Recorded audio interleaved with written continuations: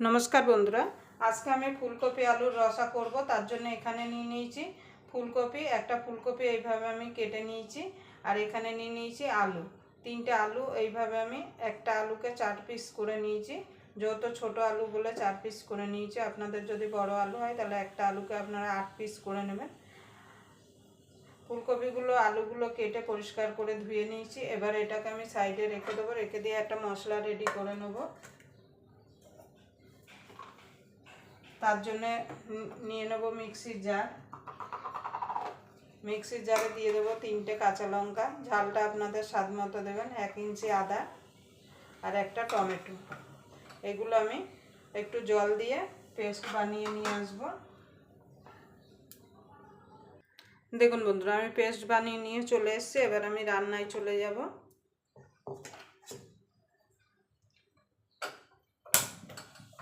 रान्नार जन्य ग्यास धरिए एक कड़ाई बसिए देव एबार कड़ाईटा गरम हওয়া पर्यन्त अपेक्षा करब।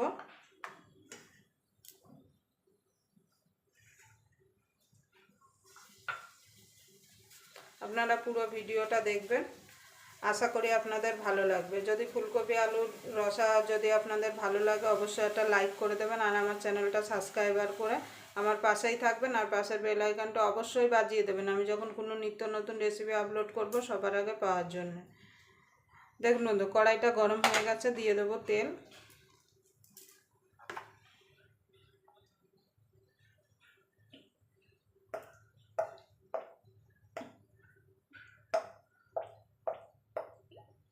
এবার তেলটা গরম হওয়া পর্যন্ত অপেক্ষা করব।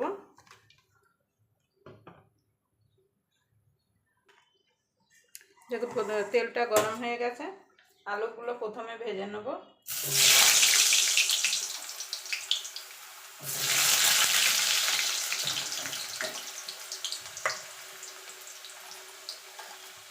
সামান্য দিয়ে দেবো একটুখানি নুন আর হলুদ। আলুটাকে লাল লাল করে ভেজে তুলে নেব।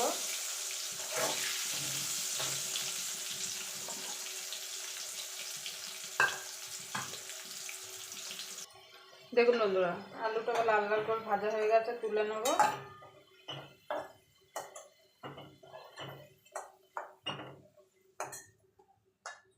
এবার ফুলকপিগুলো এই তেলে ভেজে নেব।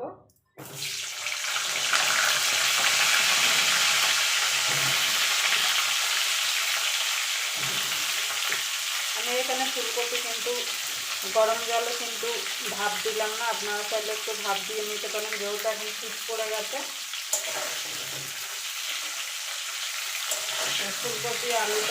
ফুলকপিটা আমি ভালো করে ভাজা ভাজা করে নেব। আমি নুন হলুদ দিলাম না কেন আলুতে নুন হলুদ দিয়েছিলাম সেইটা কিন্তু তেলের মধ্যে রয়ে গেছে।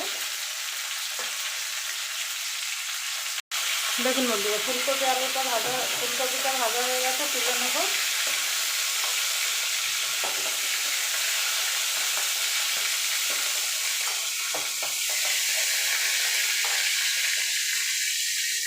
দেখুন বন্ধু ফুলকপি আলুটা তুলে নিয়েছি এই তেলের মধ্যে আর একটু তেল দিয়ে দেবো।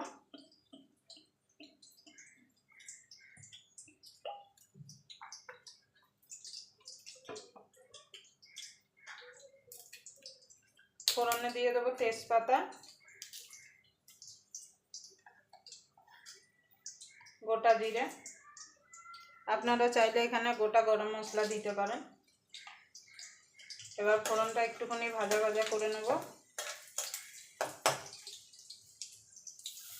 দেখুন ফোড়নটা একটু ভাজা ভাজা করে নিয়েছি ফোড়ন থেকে সুন্দর একটা গন্ধ বেরিয়ে এসছে। এখানে যে পেস্টটা করে রেখেছিলাম টমেটো আদা কাঁচা লঙ্কা সেটা দিয়ে দেবো।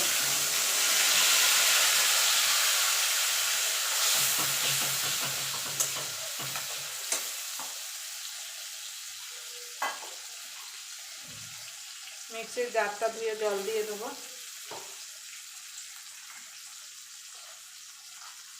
এবার এর মধ্যে কিছু গুঁড়ো মশলা দেবো স্বাদ মতো নুন হলুদ গুঁড়ো জিরের গুঁড়ো ধনের গুঁড়ো ঝাল লঙ্কার গুঁড়ো ঝালটা আপনারা বুঝে দেবেন আপনাদের স্বাদ মতো।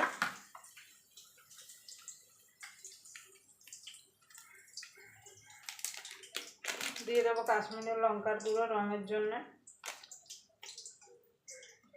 এবার এই সব মশলাগুলো একসঙ্গে কষিয়ে নেব যতক্ষণ মশলা থেকে তেল না ছাড়ছে আর মশলার কাঁচা গন্ধটা চলে না যাচ্ছে। যত মশলা ভালো কষাবেন রান্নার স্বাদটা কিন্তু তত ভালো হবে।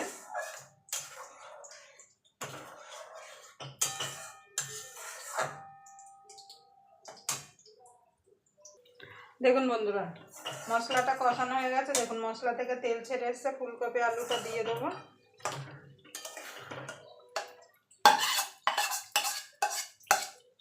আপনারা যে কোনো নিরামিষের দিনে এইভাবে নিরামিষ ফুলকপি আলুর রসা বানিয়ে নিতে পারেন। গরম ভাত রুটি সঙ্গে খেতে কিন্তু অসাধারণ লাগবে।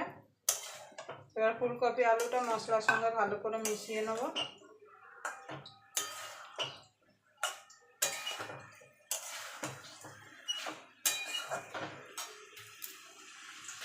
দেখুন বন্ধু, ভালো করে ফুলকপি আলুটা মশলার সঙ্গে কষিয়ে নিচ্ছি। এবার জল দিয়ে দেবো।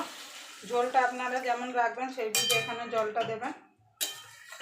আমি খুব বেশি ঝোল করবো না, একটু গামাকা করবো।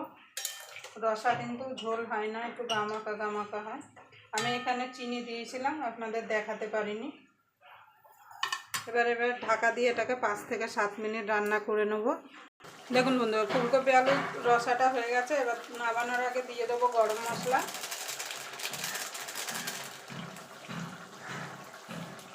আর দিয়ে দেবো ঘি। যে কোনো নিরামিষ তরকারিতে কিন্তু ঘি গরম মশলা দিলে কিন্তু খেতে ভালো লাগে।